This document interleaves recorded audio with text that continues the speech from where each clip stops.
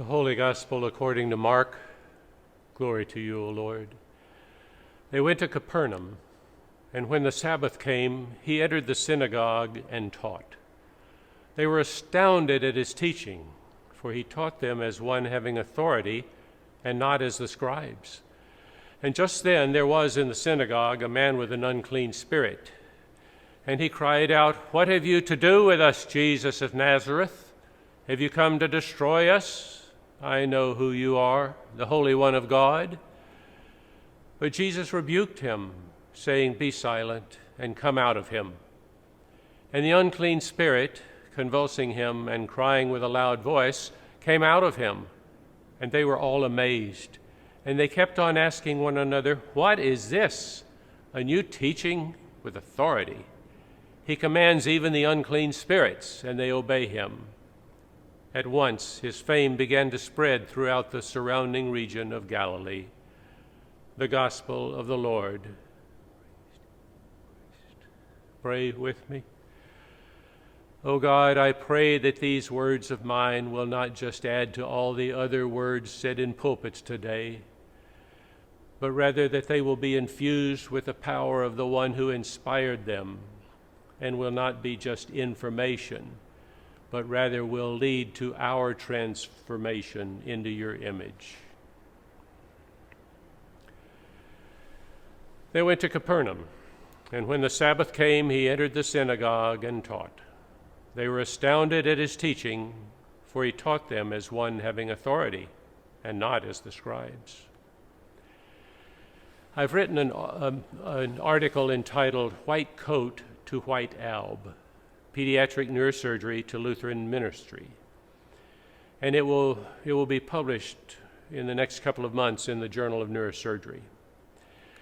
It describes my transition from being a pediatric neurosurgeon wearing a white lab coat to being a Lutheran minister wearing a white alb. And it describes some of the ways those two professions are profoundly different. One of the major differences is with authority. In that career, I was a nationally known pediatric neurosurgeon. I published many articles in a major textbook and lectured in many countries. Doctors listened, patients listened, and they trusted what I said. Sometimes I would have to tell parents, "Your child has a brain tumor and it needs to be removed. The removal has some risks, but unless it is removed, in time it would cause her to die." And the parents listened, and because of my authority, they almost always trusted what I said. But now, as an ordained Lutheran minister, things are more than a little different. I'm no longer an authority. To prepare a sermon, I pray, I consult Greek translations, commentaries, and online resources for many hours before every sermon. And then I offer my interpretation of the text and its meaning for our lives to the listeners who often have radically different opinions, and their opinions they are glad to express with certainty. It's been said that the motto of neurosurgeons is "maybe wrong, but never in doubt." Well, I seem to perceive that a few parishioners who listen to our sermons have that same motto, but will not go there. In the first draft of the article that will be published, before it was edited, I wrote that people who do not have the life of Christ, the Spirit of God living with them and within them, in a way are like dead people walking. And the editor of the journal wrote back, "You don't preach that, do you?" "Yes, I do." Jesus said time after time that the reason he came was to give us life. And he once told someone, "Follow me, let the dead bury their dead." So yes, I preach that. I have it on good authority. But as I prepared this sermon, I realized that I have authority, not my personal authority, but the authority of Jesus and the power of his words. The great preacher Fred Craddock changed preaching a few decades ago with his book entitled As One Without Authority. Before that, preachers stood high in their pulpits, 6 feet above any contradiction, and proclaimed the truth. But Craddock's preaching invited the listeners to enter the story and experience what it said to them, rather than being told by the preacher what it meant. In today's story, Jesus had been baptized, had called his first 4 disciples, Peter, Andrew, James, and John, and they went to Capernaum, a fishing village on the northwest shore of the Sea of Galilee. On the Sabbath, Jesus and his disciples went to the local synagogue. Archaeologists have excavated and restored this synagogue, the so-called White Synagogue because of the color of its stones. They restored this synagogue in Capernaum from the 4th century, but it was built on the remains of the 1st century synagogue of Jesus. You can see the black stones of that synagogue's foundation. So Jesus and his disciples went to the synagogue, and it appears that Jesus did not just sit down on the back row and listen to the local rabbi. Instead, he seems to have gone right up front and to have begun teaching. Well, the scribes there, who were scholars of the Torah and the Jewish law, would not have been pleased about this for at least 3 reasons. First, he would have pushed their normal rabbi aside, the one they were used to. Second, they had no evidence that he had ever spent 1 day of his life studying the law and the prophets at the Hebrew seminary down in Jerusalem. But the thing that irked them the most was that he did not teach as they taught.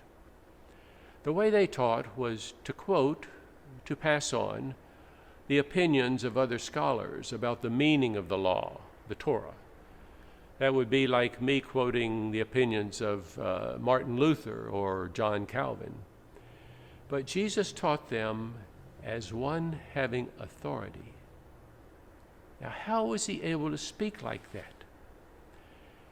In the word authority, what is the first portion of the word? A-U-T-H-O-R, author. He spoke like that because he was the author, the one who originated the words in the Torah. In the beginning was the Word, and the Word was God, and the Word was with God. So he would not only teach them the Shema, "Hear, O Israel, the Lord our God is one. You shall love the Lord your God with all your soul and your heart and your mind," but then he could teach them what that meant and how to do it. That's where his authority came from. He was the author of God's teaching. Just then, there was in the synagogue a man with an unclean spirit. Well, unclean here did not refer to being dirty, but rather to being ritually impure because of his mental condition. Try to envision this. That synagogue was about 70 feet long and about 60 feet wide, not very large. So everyone could have seen and heard when the man cried out at Jesus, "What have you to do with us, Jesus of Nazareth? Have you come to destroy us? I know who you are, the Holy One of God." What would the scribes have thought when they heard that? They were already offended, and this would have incensed them even more that Jesus did not refute what the man said. This was heresy. To be acknowledged as the Holy One of God and not deny it? But Jesus rebuked the spirit. "Be silent and come out of him." And the unclean spirit, convulsing him and crying with a loud voice, came out of him. They were all amazed, and they kept on asking one another, "What is this? A new teaching with authority." Their words call up a deeper question. Who is this with such authority? And they call up for each of us the question, Do we choose to follow Jesus and his teachings on our journey through life? To do what Jesus teaches us to do? To follow this teacher on a journey that led him to a cross and then to a resurrection? I began wanting and trying to follow Jesus when I was 12 years old. That trying became more intentional 30 years later, when I began having morning quiet times almost every day to read books about Jesus and discipleship, and to read and listen to sermons by great preachers. Almost every day since then, so some 13,000 days began like that, studying Jesus and his teachings, trying to follow him. It has been a way of life. And as I look back over my life, I can see times when God blessed me in ways that were totally undeserved, and times when God gave me what I needed to go through the hard times of life that all of us go through. So as I look back over my life, my one thought is, thank you, God. I've never known anyone, never heard of anyone who followed Jesus and his teachings all their life, and at its end looked back and said, damn it, that was a mistake. I wish I had done it my way. That never happens. If we want the life Jesus came to give, the way to it is clear. We fix our eyes on Jesus, the author and the finisher of our faith.